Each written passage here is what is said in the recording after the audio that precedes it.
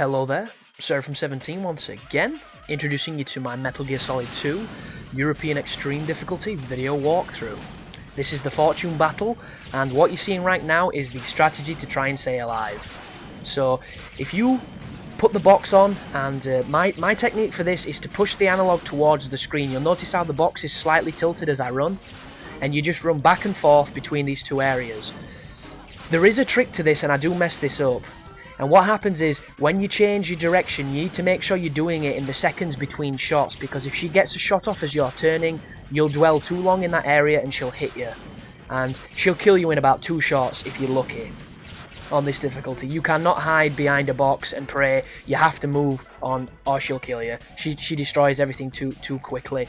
She shoots a hell of a lot more than she does on any other difficulty. And you're going to see me cock up in a minute. Ooh, I thought it was going to be then. But just keep going back and forth, and it'll eventually end when Vamp turns up. But there we go. Look at the damage, man. Fuck me, I'm bleeding. I get back up. I think my box is still intact. Maybe not. No. I come over here and lay down and pray, and just pray for the best. But there's the codex saying it's pretty much over. Taking its time to come up. There we go. Skip that shit, dude. Get it off. But yeah, if you can keep the rhythm and you don't mess it up like I did, it's not too bad. But learning the rhythm, you're going to die a few times just to get it down. And as soon as that's done, all we have to do now is run all the way back to the helipad strut.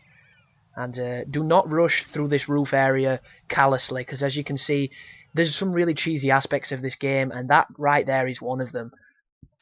For whatever reason, some random ninja decided to lay claymores on the roof in the time it took us to stop fighting against Fortune. And right there is a dude who were checking something, and I just ran past him. Do not ask me what was going on there, because I couldn't tell you. Absolutely crazy. But just hold that. Oh god. Oh goodness me. Am I gonna... That did not go well. But if you can go into a loading screen where it tells you a door name, before the alarm goes off, it does not count as getting spotted or as an alert. So if you're playing on the PlayStation 3 and you're going for the no alerts trophy, you will not get an alert on that just then. Even though it looks like the dude knew I was there and I was in trouble, but as long as you can get out of there, you're safe. But yeah, that was a bit sloppy. And the reason is, my mistake that I made, for anybody that doesn't know what just happened, is I took my gun off before I was past him. And because it's European Extreme, they react super quickly. But on the other difficulties, they do react as well. And they will not see you as a threat as soon as you put your gun away. So always be behind the guys you hold up before you turn your gun off, or you'll just get in trouble like I just did. But, you know, a little bit like that, a little bit of, you know, a comedic moment does keep the pace going. But trank this guy who's oblivious that I'm here for some reason. No idea why I put my box on then. I'm probably having trouble with the controls like I generally do. But just get through this room as quick as you can. And the next room is the parcel room area. And we're going to be tranking everybody like we did the first time we were in there. The only difference is now we're going to be going up the stairs instead of going through it to the sediment room. But once again, this place is filled with the dudes, so be careful. There's a bunch of ciphers, and there's that guy up there that will see you if you don't occupy his time with the gun. But you'll notice, because I've laid down on this area, I can now run a straight line through it, and there are no claymores left to blow me up on that path.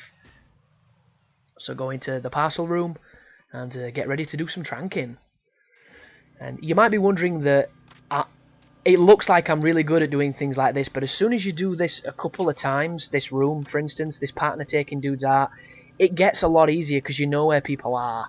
And as soon as you learn where the guards are and you learn the patterns, this game becomes a lot easier. Because you learn how to exploit it, and you learn when you're safe and when you're vulnerable. And it's all about understanding people. And anybody can learn it, they just need to put the time in. But just run across here, go up the stairs, and you just have to defuse the bomb that's laid in the middle of the helipad to stop the timer. And it's also going to trigger the Fat Man fight, which is the second boss fight. So anybody that's been wanting some bosses is going to get 2 in a row right now, and this guy is a fucking nuisance. But you're going to find that out in the next video, so thanks for watching, and you take care now.